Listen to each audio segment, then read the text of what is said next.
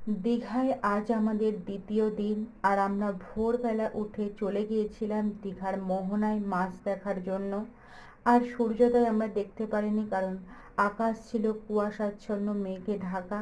তারপর আমরা একটা টোটো করে নিয়েছিলাম, তার ভাড়া পড়েছিল পার হেড 30 টাকা করে। আর আমরা সেই টোটো ধরে চলে গেছিলাম দীঘার মোহনায় মাছ দেখার জন্য। আর সেখানে অনেক ধরনের মাছ, কাঁকড়া, অক্টোপাস, অনেক ধরনের সামুদ্রিক মাছ আমরা দেখেছিলাম। বড় বড় ইলিশ মাছ, পমফ্রেট মাছ, আরও অনেক বান মাছ, আরও অনেক মাছ সেখানে ছিল।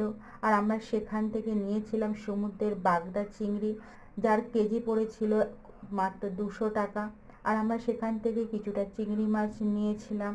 আর দেখো, সেই মাছ দেখতে দেখতে আমরা চলে এসেছি মোহনার দিকে। চার সাইডে ছিল অনেক দোকান কেনার জন্য, আর ছিল খাবার। তারপরে আমরা আরও হাঁটতে হাঁটতে অনেকটা দূর এগিয়েও গেলাম। সেইখানে আরও দেখতে দেখতে আমরা সেখান থেকে খেয়েছিলাম ডাবও। তার ভিডিও আমি তোমাদের সাথে পরের ভিডিওতে শেয়ার করে দেব।